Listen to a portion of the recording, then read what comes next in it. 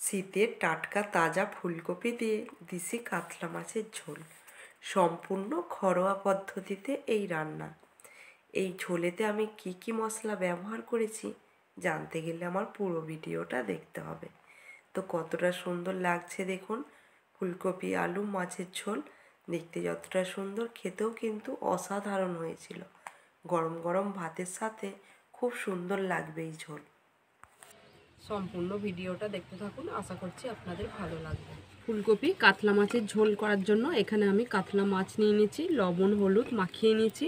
তো দেখুন এখানে আমার একটু মটরশুঁটি নিয়েছি ঝোলে দেব বলে, ফুলকপি আলু কেটে নিয়েছি, আর এখানে আমি সব মশলা করে নিয়েছি। তো চলুন তাহলে মাছটা প্রথমে আমি ভেজে নিই। কড়া গরম হয়ে গেছে, আমি সর্ষের তেল দিয়ে দিলাম মাছটা ভাজার জন্য। তেলটা দেখুন আমি ভালো করে গরম করে নিয়েছি, এবার আমি মাছগুলো দিয়ে দেব।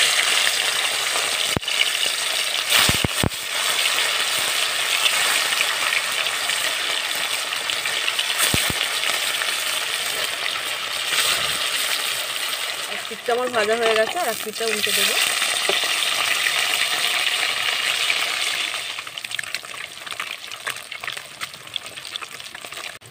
দেখুন এখানে আমার মাছগুলো ভাজা হয়ে গেছে, আমি মাছগুলো এবার তুলে নেব।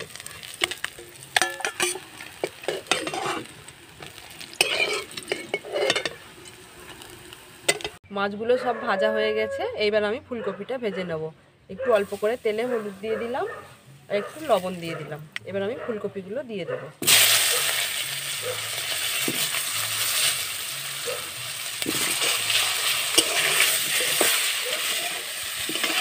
ফুলকপিটা আমি ভালো করে ভেজে নেব।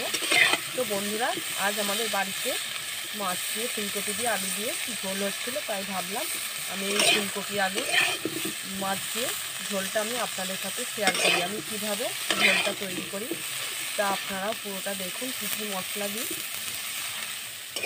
ফুলকপিটা আমার ভাজা হয়ে গেছে, এবার আমি তুলে নেব।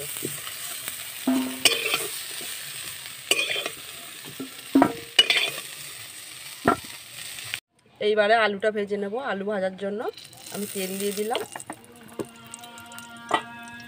আলুগুলো দিয়ে দেব।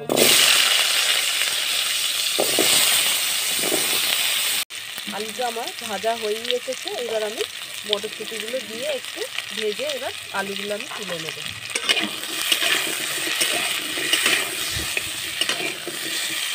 আলু আর মটরশুঁটি আমার ভাজা হয়ে গেছে, এবার আমি তুলে নেব।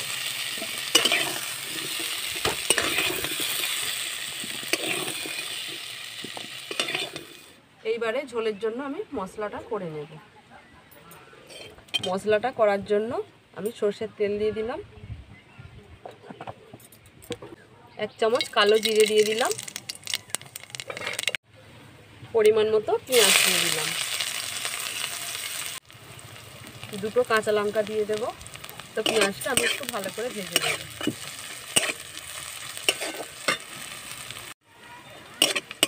পেঁয়াজটা আমার ভাজা হয়ে গেছে, এইবারে আমি পরিমাণ মতো আদা বাটা রসুন বাটা দিয়ে দিলাম।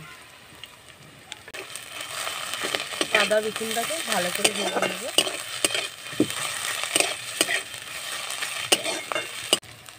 আদা রসুনটা ভাজা হয়ে গেছে, পরিমাণ মতো হলুদের গুঁড়ো দিয়ে দিলাম, পরিমাণ মতো লঙ্কার গুঁড়ো, 1 চামচ জিরে গুঁড়ো দিয়ে দিলাম, 1 চামচ ধনে গুঁড়ো। অল্প করে জল দিয়ে ওই মশলাটাকে কষিয়ে নেব। একটা টমেটো কেটে রেখেছিলাম, টমেটোটা দিয়ে দেব। এইবার আমি ভালো করে মশলাটাকে কষিয়ে নেব।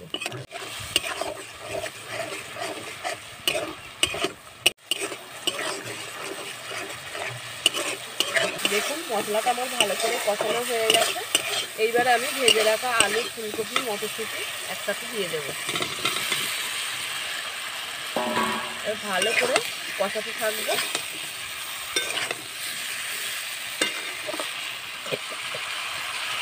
পরিমাণ মতো লবণ দিয়ে দিলাম আর কিছু ধনে পাতা দিয়ে দিলাম। এবার আমি ভালো করে কষাতে থাকবো।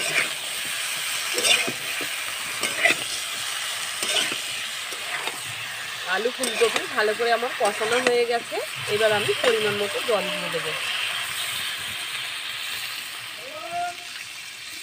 তো দেখুন পরিমাণ মতো আমি জল দিয়ে দিয়েছি, এবার আমি ঢাকা দিয়ে দেব কিছুক্ষণ, আলু আর ফুলকপিটা সিদ্ধ হবে। এইবারে ঢাকা খুলে দেখব আলু ফুলকপি সিদ্ধ হয়েছে কি।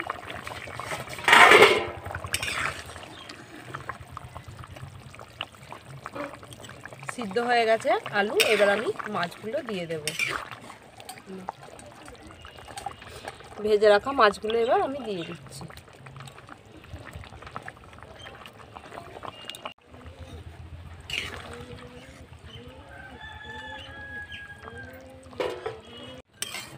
দেখুন মাছগুলো দিয়ে আমি কিছুক্ষণ একটু ফুটিয়ে নেব তরকারিটা, তারপর আমি নামিয়ে নেব। তো দেখুন তরকারিটা আমার হয়ে গেছে, এবার আমি ঢেলে নেব।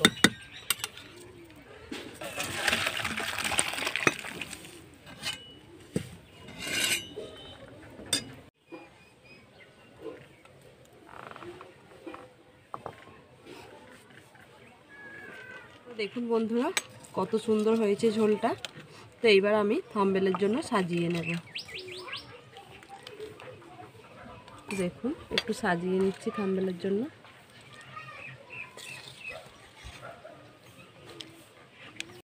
তো দেখুন বন্ধুরা আমি একটু থাম্বনেলের জন্য সাজিয়ে নিয়েছি, কতটা সুন্দর লাগছে দেখুন, ফুলকপি দিয়ে আলু দিয়ে মাছ দিয়ে ঝোল। তো খেতে কিন্তু খুব সুন্দর হবে। ফুলকপি মাছ দিয়ে ঝোলের রেসিপিটা আমি আপনাদের সাথে শেয়ার করলাম। আপনারা অবশ্যই বাড়িতে বানাবেন, বানিয়ে দেখবেন কেমন হয়েছে আমাকে কমেন্ট করে জানাবেন। আমার এই ভিডিওটা যদি ভালো লেগে থাকে একটা লাইক করবেন, বন্ধুদের সাথে শেয়ার করবেন।